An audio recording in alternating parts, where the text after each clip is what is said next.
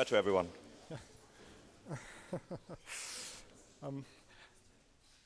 Hello, everyone. My name is Petru. I'm originally from Romania, but I went to university in the UK, and I've been living and working in the UK ever since. It's an honor and a pleasure to present at GDevCon again.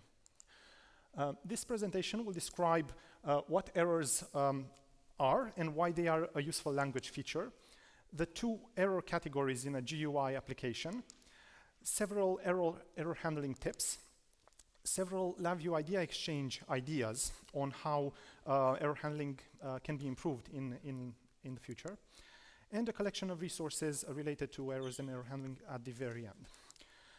Disclaimers: errors are a large topic. A comprehensive discussion would probably require a short book.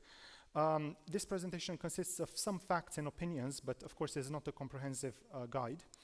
To keep to time, I might have to skip over some of the text later on. And feel free to use the Discord channel to contribute thoughts and questions. Terminology. Darren rightly points out that error handling can mean many different things. And he specifies that it can mean error generation, error propagation, error response, and so on. In this presentation, I'm using error handling or error manipulation as an umbrella term for all of these things, but I fully agree with Darren that when you want to be more specific, you should name what you're talking about even more specifically. What are errors? Errors are a standardized mechanism for communicating that an operation could not be performed. There are a large variety of reasons why an operation may not be able to execute successfully. Often it's because an external resource was not available. For example, a file does not exist. The network connection is unavailable. The instrument is powered off. Are errors a necessary language feature? No. Errors are not technically a necessary language feature. The earliest programming languages did not have a standardized mechanism or data structure for representing errors. And it is theoretically possible to create a working application without using any error handling whatsoever. However, of course, errors are an extremely useful language feature, and that's why every modern programming language implements the concept. So how was the operation could not be performed situation signaled before programming languages natively supported errors?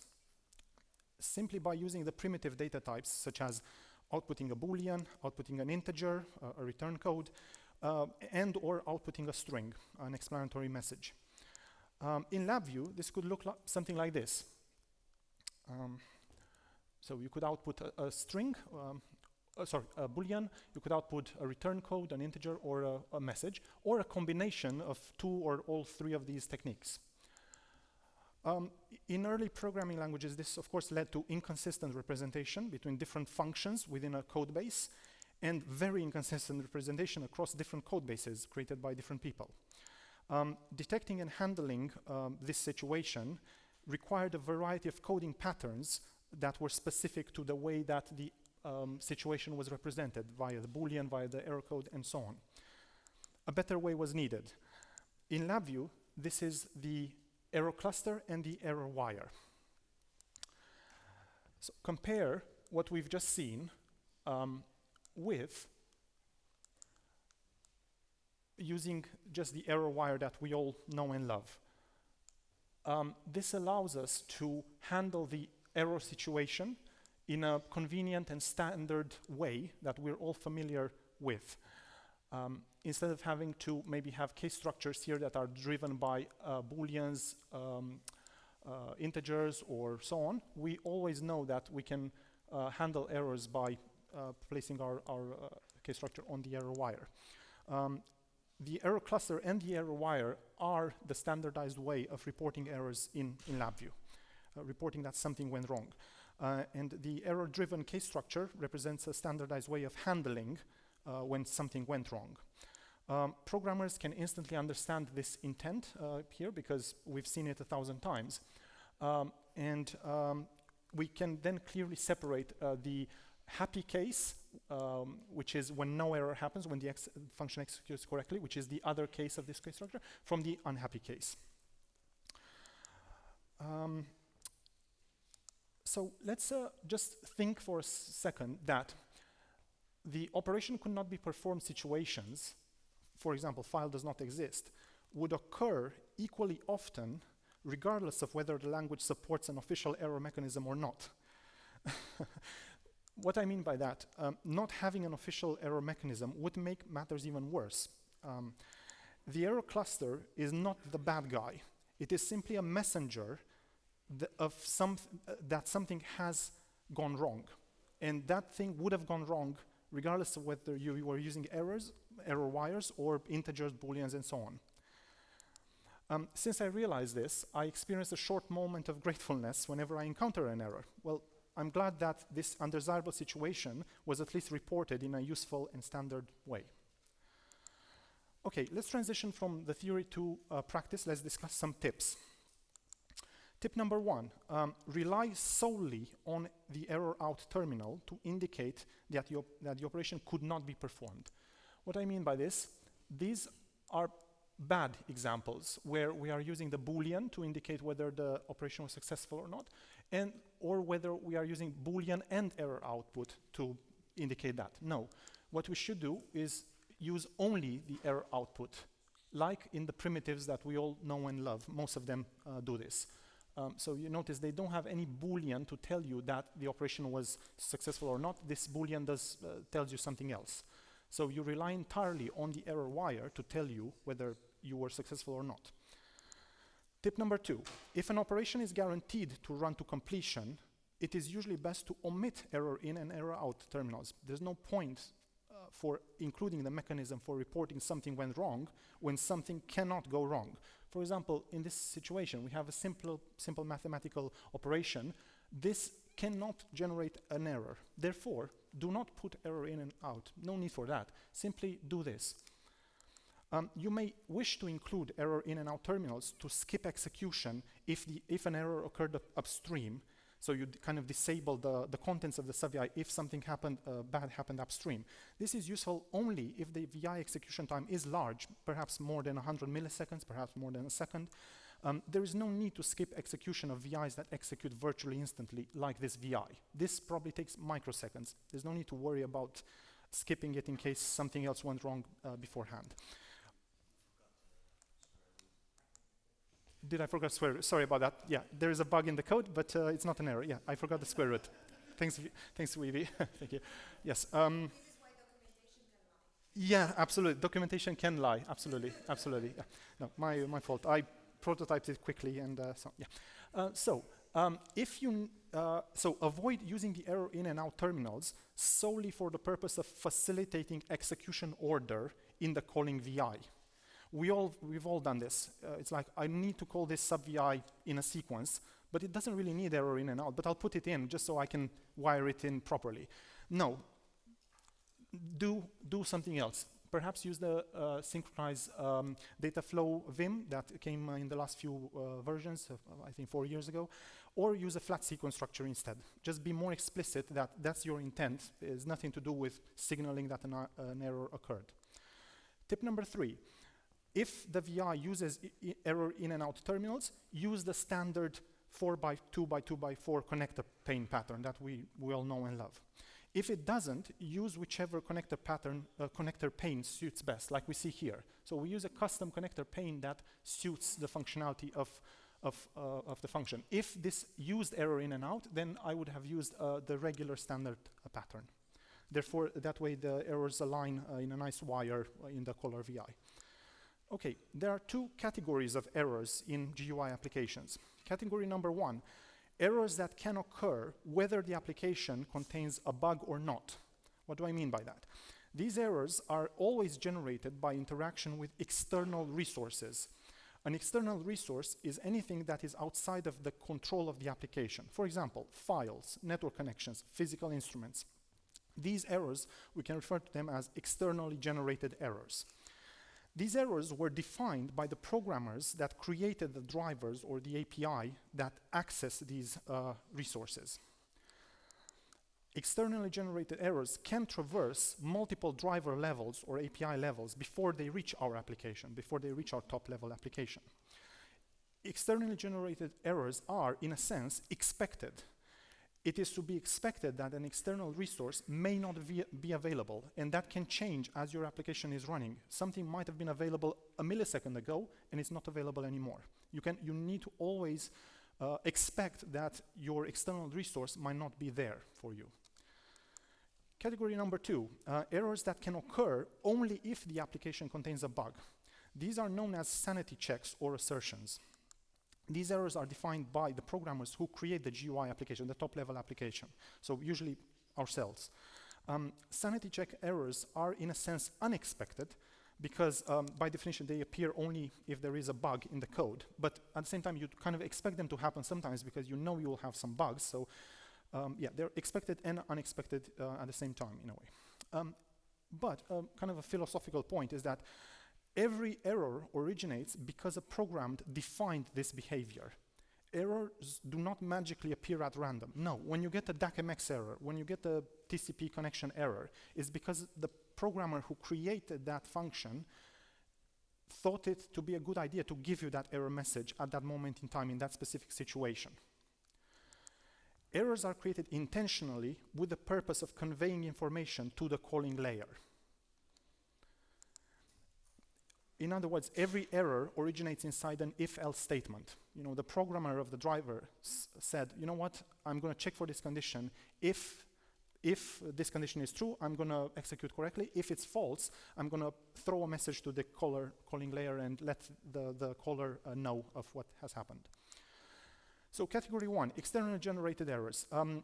They should be handled locally, close to the source of the error. For example, you can retry operations n times. You can retry indefinitely and wait for a stop command at the same time to close the application, for example. Or you can convert the error into an explanatory and user-friendly message that you display on a dialog to the user. For example, please make sure that the file is found in this folder. So you convert the error you got from LabVIEW into a nice error message, not even an error message, it's an informational message to the user that they should do something differently, maybe turn on the power supply to the instrument and so on.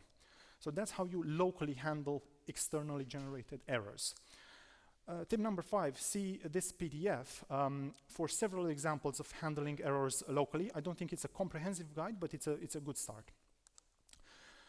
Be prepared for externally generated errors to occur at each and every call to a node or VI that relies on an external resource. Errors don't just occur when you open the file. They can occur anytime you write to the file or you read from the file. Similarly, errors don't occur just when you open the connection. They can occur anytime you try to send some data or receive some data from that connection. Category number 2, sanity check errors. Sanity checks are a useful defensive programming technique. Do create sanity checks or assertions in your code. They lead to more reliable code. Sanity check error messages should explain the failure reason in detail. And you could say a bug identified by an informative error message is a bug half solved. Really, sometimes it's more than half, it's 90% solved. If you get a very clear and informative and detailed message, you know exactly how the error occurred and how to fix it, how to fix the bug. So, for example, here, this is an okay thing. We have a sanity check that is generated there with a very short message. It's not a very good message, but at least we are sanity checking that these two arrays, an array of strings and an array of integers, are of the same size. For some reason, they have to be on the same size, at the same size at that moment in the code. So we generate an error if that's not the case. A better approach is to put a lot more detail in here to give the size, the actual size of each array, to perhaps give the array names. So here I call them array 1 and 2, but you could be more specific to say this and this array, and that array, to be very specific how things went wrong. Okay. Warning, creating high-quality error messages like this can often take longer than implementing the code on the other side of this structure, which is the happy case code, kind of like continue doing what you should be doing. So sometimes doing good error handling takes actually longer than I'm implementing the actual functionality. Okay, sanity check errors should reach the application-wide or global error handler. By the way, you should always use an application-wide or global error handler that catches any errors that were not handled locally. It does not make sense to handle or clear these errors locally. Okay, so app-wide error handlers, always use one. Any errors that are not handled locally, like I said, by retrying n times or by converting the error message into a pop-up, those errors that you do not expect, you did not necessarily expect, you should feed downstream somehow to a general global application-wide error handler that logs the error to file, perhaps displays some sort of warning if you want to, perhaps lists all the errors that might have occurred in the application, and so on. And perhaps a start for this might be the package I presented about last year, which is a free open source package. Okay, clearing errors. When locally handling errors, clear only specific error codes. Don't do this. So okay, I'm expecting an error at TCP open connection. Definitely, I know I should expect an error there, but don't clear all the error codes. No, that's too much, too powerful to clear everything. Clear a specific error code 56, which we know is the network operation timeout error. And you need to add an explanatory message, a comment, to yourself and to your future self and future other people, why it was safe to clear that specific error message. You can have multiple clear errors on the same line here. That, for example, if you're expecting 3 particular error codes from this, you should chain them up here. So you clear error 56 because of this reason, clear another error because of another reason, and another error because of another reason. So you're clearing just 3 errors and nothing else. Yes, Vibe? You could also, in this case, implement specific error cases. Absolutely, absolutely, Vibe. Thank you very much. Yes, so Vibe points out that here in the case structure, we have the facility to implement specific error cases for each code. And that's probably an even more readable approach. So thanks, Vibe, for that. Yeah, absolutely.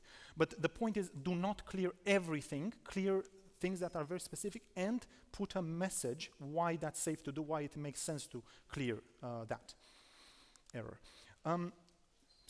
This is what this tip says. Always add a comment to explain why clearing the error was safe to do, why it's fine to do that. In the absence of a comment, inevitably, when you yourself inspect the message later, you will be unsure whether it was clear for the reasons or not. Okay, the clear error VI should be called with just a second. Should be called with unwired specific error code to clear input in only 2 situations, to ensure that a VI or a group of VIs execute even if upstream error occurred. So for example, like this. So we know something might have gone wrong there, but we still want to execute this VI to ensure our shutdown. We can do this. So nothing wired to the input. We clear everything because we know we want to execute this all the time, but we of course pass the original error through and we still pass it down the line. We don't want to clear the original error. Second is we can use that if we have sent the error to our general application-wide error handler. So if the error was successfully fed to the application-wide error handler, it is now safe to clear it because there's nothing more we can do with this error at this point. So those are the only 2 situations where you are justified to use clear errors without an input to clear a specific error. Okay, clearing errors should never be done using this. In my opinion, this is simply a language flaw as explained in this idea, but it's probably very hard to change it now. Okay, another LabVIEW idea, error functions on the palette should have their own dedicated palette. They should not be mixed up with dialogue and user interface. No, they should have a dedicated palette. They're important. Okay, now for the most controversial part. Okay, automatic error handling. I know this is very controversial. I don't think it should be, but I think it is. Okay, so going against Darren's advice, the prequel, because tomorrow morning we have a presentation named exactly that, and I'm looking forward to it. Okay, Darren's presentations are so good that they can be considered required reading. They're amazing. I agree with the majority of points that Darren makes in his excellent what to expect when you're expecting an error presentation. However, I disagree with a few points. So Darren says this, and whenever you see this blue border, it means it's a screenshot from Darren's presentation. So he says he's not a fan of automatic error handling. I say automatic error handling is a useful feature. Most VIs should use it. So you should have this enabled in each VI. Okay, why? Let's see. Well, this is a very, very useful book. I recommend it to everyone. I certainly learned a ton myself from it. So he gives this example, the author. It's a Java example, but you can see that basically we're trying to execute some code. If this failed, we are catching the exception, the error, and we're clearing it because we're not doing absolutely anything with it. This is a coding horror. In LabVIEW, this is equivalent to doing this. Lots of code here, then we simply clear everything. We don't care. No, coding horror. Okay, so that's it. This is exactly what's happening when you disable automatic error handling. If somehow you forgot to wire this output, then this becomes equivalent to this, which is, as we said, coding horror, if the AH is disabled. Okay, if AH is enabled, this is conceptually equivalent to, so I'm not saying it's done by a queue, but I think conceptually it's equivalent to having some sort of enqueuer or generating an event that then gets handled by some sort of automatic error handler. Such that you do get some error, a message that tells you, wait, something went wrong. So what should you do when this happens? Sorry, I'll get to that in a second. So automatic error handling is an insurance or a safety net. It ensures that no unwired error just goes missing. It ensures that you are notified of it such that you can take corrective action. You should understand why the error is there, clear it if it's safe to clear, like we discussed, put a comment there, clear it, and then you won't have it. That's very good. But don't just leave it there like that. No. Okay. Yeah, sorry. It's not working, as far as I know, it's not working as an executable. Exactly. I'll get to that, Olivier. Very good point. Yes, so Olivier makes the point that automatic error handling does not work in executable. That's an idea on the Idea Exchange. It should work, or you should be able to enable it. You should be able to enable it in executable, because then you would have the same behavior in development mode and executable mode. I'll get to that in a second. Enabling AEH is a defensive programming technique. It can lead to more reliable code. To clarify, I'm not proposing to rely solely on AEH as your error handling. That would be terrible. All error wires should be wired. Manual error handling is the gold standard. I'm proposing enabling AH in addition to manually wiring everything. This way you are sure that you will get some sort of message, even if you, in the unlikely event you forgot to do it, you were tired, it was Friday evening, your intern started coding in the code base. Things can happen. You will get some error, some message. So the typical AH workflow would be, okay, AH detected an unhandled error, the programmer investigates, creates local error handling if necessary, manually wires the error output such that AH never touches that part of the code again because it's manually wired now.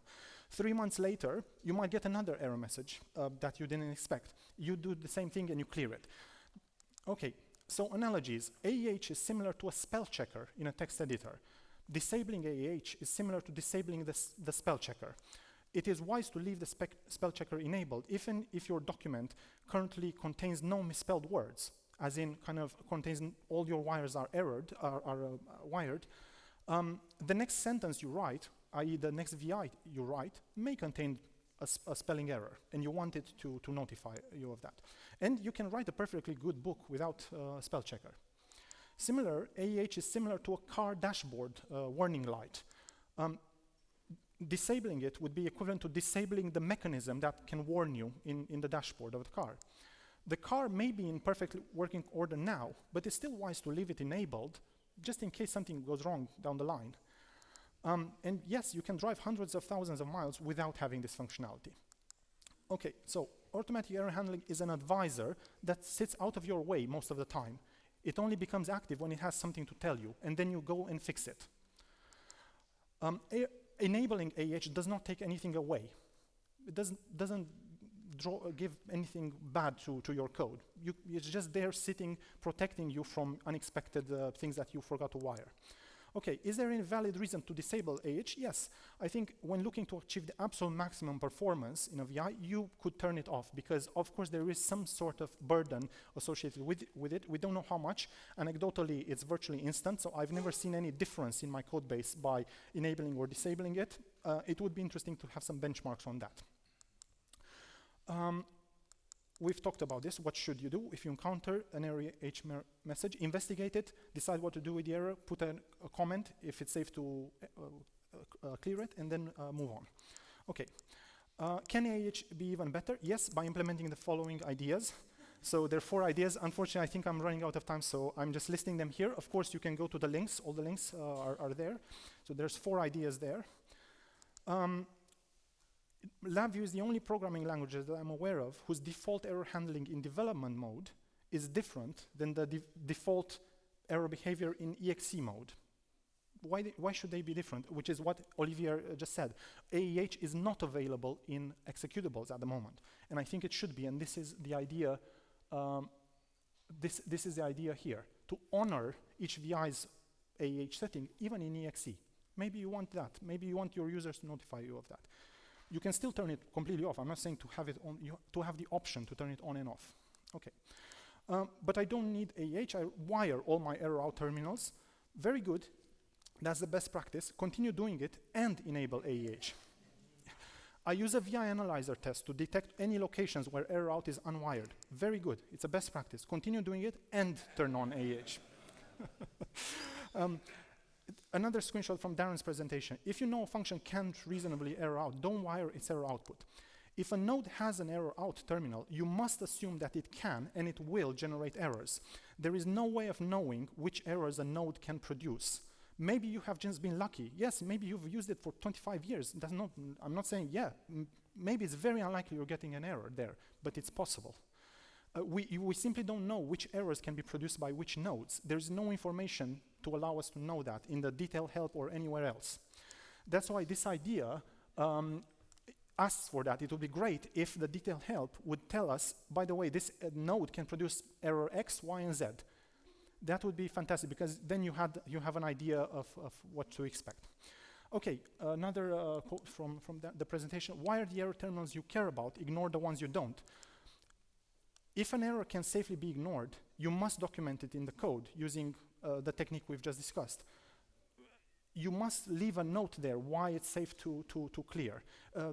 How do you know what errors you care about and what errors you don't? If you know that, then there's a reason for that, then you need to spell it out for yourself and for others.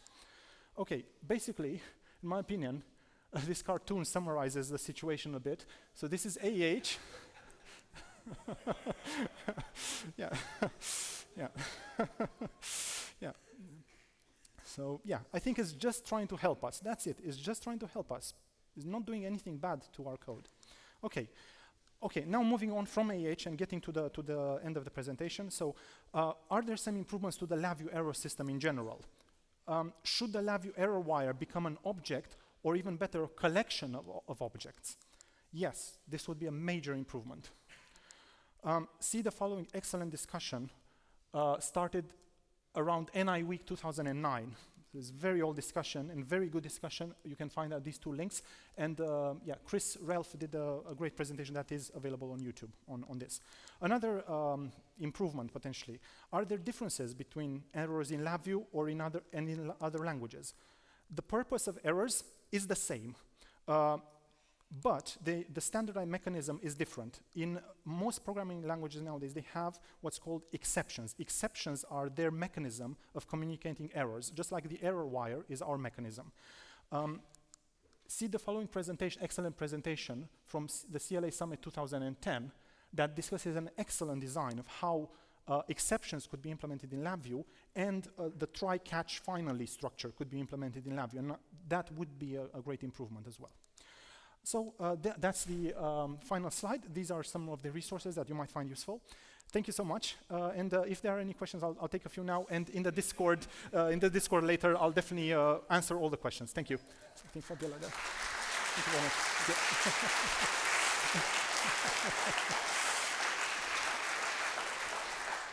Very good presentation, and I deserve an award for not jumping and letting you finish. I can just tell you that I saw my entire LabVIEW career going up and in both directions. I have worked with Darren, and there's actually a video of one of versions of his presentation where I jump on the stage and I tell him, you need to leave it enabled. And then he goes and says, oh, you need a crutch. I'll look for the video of that and show you that I was on your camp. There's different types of developers, just like there's different types of users of Word, you were saying spell checker. I've been sitting next to people that have all the squiggly red lines screaming at them that they need to fix the spell, and they just go past them. They become part of the background. So the problem with enable automatic error handling is that it gives a false safety net. Because they're not doing the stuff you said they have to do, which is immediately as automatic error handling gives you the error, go handle it. The problem is there's nothing that really verifies that you're going to do that. There's no editor that's going to go review your text and make sure that you fix the wiggly lines because it's not enabled in an executable. So the reason Darren says go disable it is you don't want new developers to get used to, I have this safety net, and there's nobody to enforce that they actually clear it as soon as they get it. It's mainly that. It's just like the squiggly line that is screaming at people. So I thought I would add that because I think that's the bigger qualifier. If you have a team of developers that are good at following guidelines, and they're gonna follow that guideline of clearing it as soon as you get it, great advice. Yeah. Exactly, that's what I'm saying. That's why I'm saying is the biggest thing there is not that whether it's right or wrong, is the fact that it's not open in both. So you're getting that, it's a false safety net. It's not really a good one. So sorry for going long on that, but I really needed to.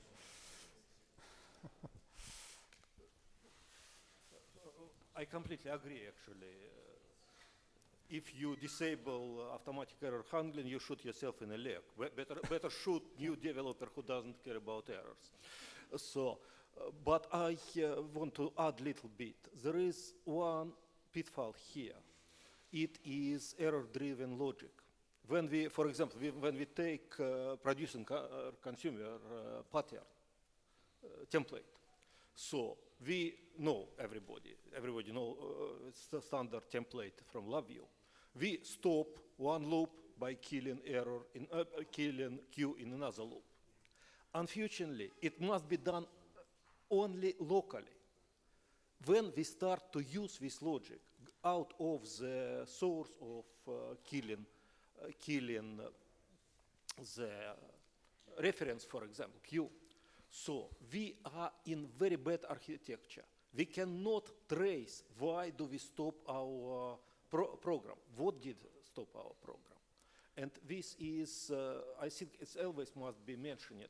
Don't use error-driven logic in larger scale than 1 or 2 VIs. Absolutely, I completely agree. You should never use the error wire to send a command to something else. No. Just like a stopping an actor with an error. Yes, so